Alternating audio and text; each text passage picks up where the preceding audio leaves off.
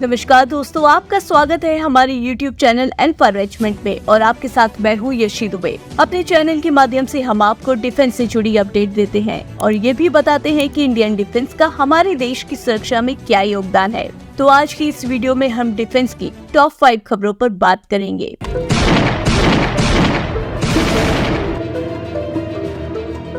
Alpha Regiment. Earn uniform, earn respect.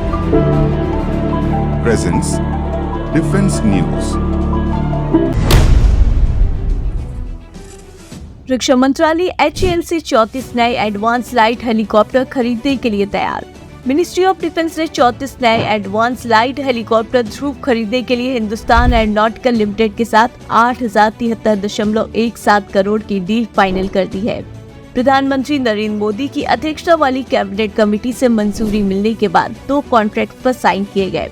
इनमें से 25 ध्रुव helicopter Indian army और 9 इंडियन कोस्ट गार्ड को मिलेंगे। इन हेलीकॉप्टर्स का निर्माण सार्वजनिक क्षेत्र की कंपनी हिंदुस्तान एरोनॉटिकल लिमिटेड स्वदेशी रूप से करेगी। वहीं प्रेजेंट में इंडियन नेवी, एयरफोर्स, आर्मी और इंडियन कोस्ट गार्ड के पास फिलहाल कुल 325 से ज्यादा ध्रुव हेलीकॉप्टर हैं।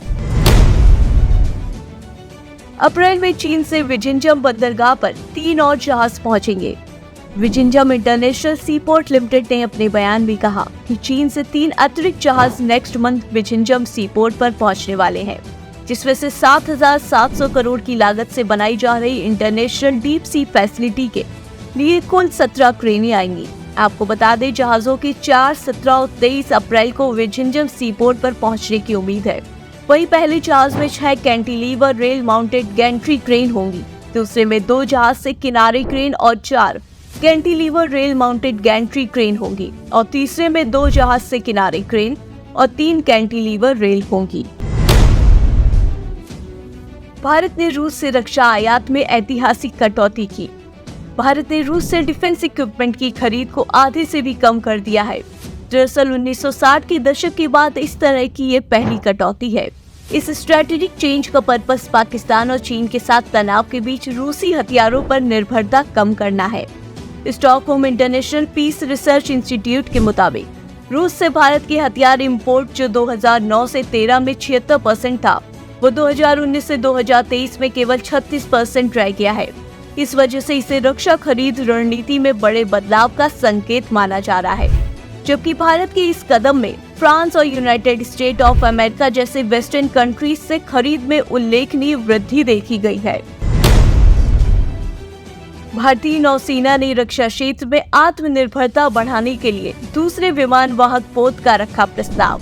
रक्षा क्षमताओं में आत्मनिर्भरता हासिल करने की दिशा में इंडियन नेवी ने अपने दूसरे एयरक्राफ्ट कैरियर के निर्माण के लिए मिनिस्ट्री ऑफ डिफेंस को एक महत्वपूर्ण ऑफर सौंपा है। कोचीन शिपयार्ड लिमिटेड इस प्रोजेक्ट को शुरू करने के लिए तैयार है। रक्षा क्षेत्र में ये प्रोजेक्ट प्रधानमंत्री नरेंद्र मोदी के आत्मनिर्भरता अभियान के तहत प्रमुख कार्यक्रमों में से एक माना जा रहा है।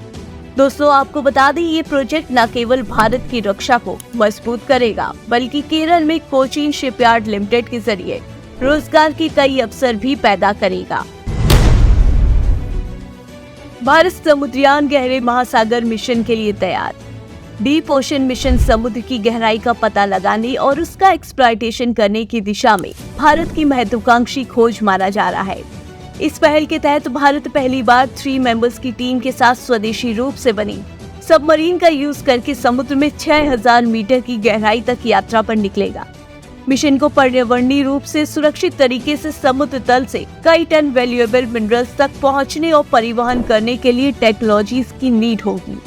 वही आपको बता दें, डीएम को स्टेप बाय स्टेप 5 साल की टाइम पीरियड में लगभग 4,077 करोड़ की लागत से 2021 में केंद्रीय मंत्रिमंडल द्वारा मंजूरी दी गई थी। तो दोस्तों, ये थी आज की डिफेंस की टॉप 5 न्यूज।